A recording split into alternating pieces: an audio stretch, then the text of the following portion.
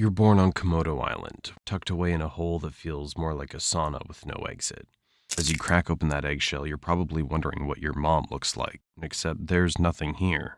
No, you're on your own from the get-go. And that's not even the worst part. You see, in the Komodo Dragon world, even your siblings could be your worst enemies.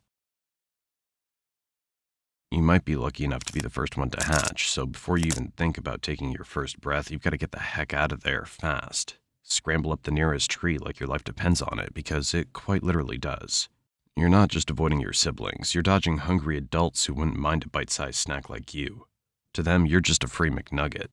So there you are, clinging to a tree branch, getting your first real look at the world. For now, just focus on surviving your first few days, because the real adventure's just beginning. For the next few months, you're on a strict no-ground diet, because down there it's a jungle in the most literal sense, where every step could be your last. Imagine living on the 50th floor of a skyscraper because the streets are filled with zombies. Yeah, it's kinda like that, only instead of zombies, it's your very own kin patrolling the ground, all ready to take a bite out of anything that moves. You're not completely defenseless, though. You've got instincts, quick reflexes, and a strong survival instinct that kicks in from day one. Plus, you've inherited a handy little trick, the art of camouflage. With your molted brown and green scales, you blend right into the leaves and bark, making it that much harder for anything hungry to spot you. Think of it as your very own invisibility cloak, but instead of dodging wizards and Hogwarts, you're avoiding becoming someone's lunch. At this stage, your life is all about survival 101. Find food, stay hidden, and whatever you do, don't fall out of the tree. Your diet's about as varied as a college student's during finals week, whatever you can scavenge or catch, from insects and small lizards to the occasional bird that's too slow for its own good. Every meal's a victory, and every day you avoid becoming a meal is an even bigger win. But don't get too comfortable in that tree, because soon you're going to have to face the real world down below. And trust me, that's when things really start to get interesting.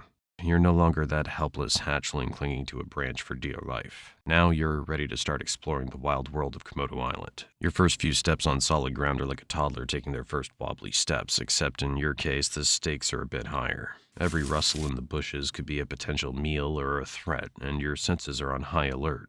It's basically hardcore Minecraft, but in real life. Now, in most animal worlds, this would be the part where mom swoops in to show you the ropes, but as we've established, Komodo moms aren't exactly the nurturing type. Instead, you're left to figure out things on your own, and that means a lot of trial and error. Your days are filled with mini-missions, stalking unsuspecting critters, practicing your stealth moves, and trying not to end up on the menu of a bigger predator.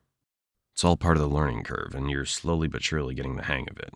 At first, your hunts are more hide-and-seek than stealthy predator. You'll spend hours lying in wait trying to blend in with the underbrush, your heart pounding like a drum as you watch a potential meal scuttle by.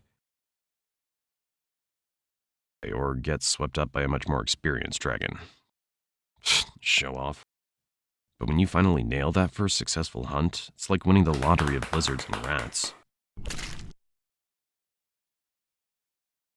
As you grow, so does your confidence. You're exploring further from your original tree, pushing boundaries, and generally acting like the reptilian version of a rebellious teenager.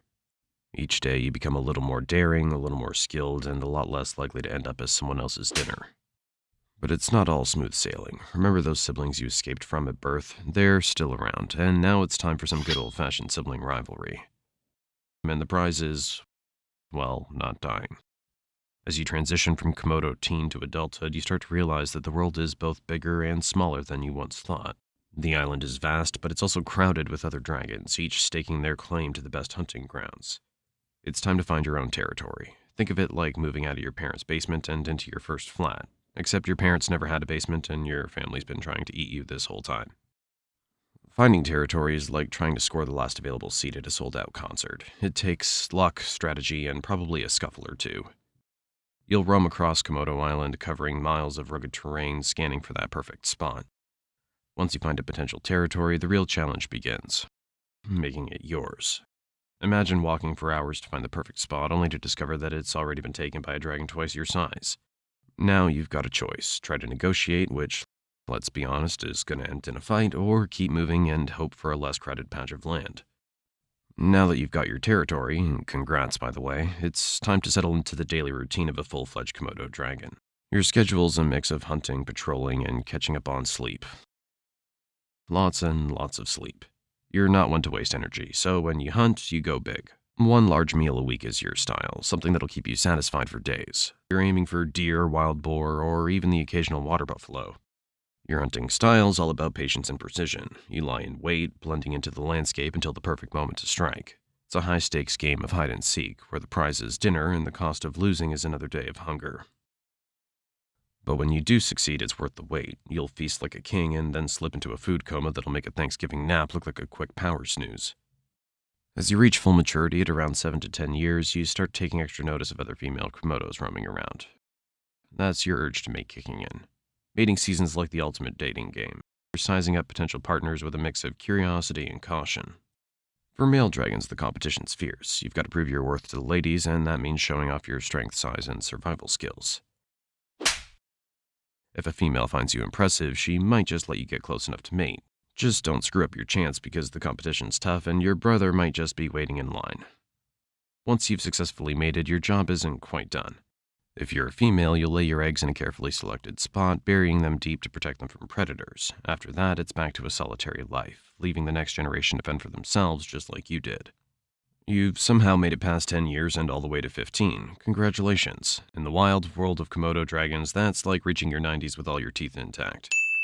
But here's the thing, you're not as quick as you used to be, and those once impressive muscles aren't quite as strong. You've earned every scar, every notch on your scales, but now survival requires a different kind of strength, one that comes from experience and wisdom rather than brute force.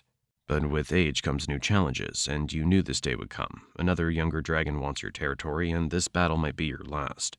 The young dragon's eager, strong, and even reminds you of yourself when you first went out to get your own territory. Hey, it might even be your own son, who knows? Komodo dragons aren't exactly great parents.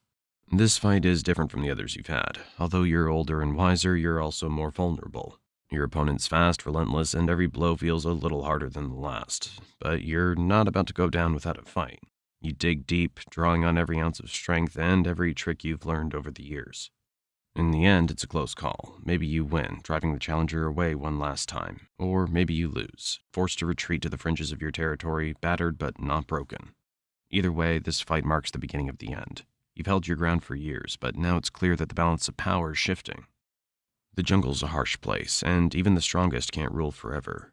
After years of ruling your territory, you give one last growl. And now, as you feel the weight of time pressing down, you know that the jungle will continue with or without you. As the end approaches, you find a quiet spot to rest, somewhere safe from the constant struggle for survival. You lie down, feeling the warmth of the sun on your scales, and close your eyes. The world keeps turning, the cycle continues, and somewhere out there a new dragon is hatching, ready to begin the journey you've just completed.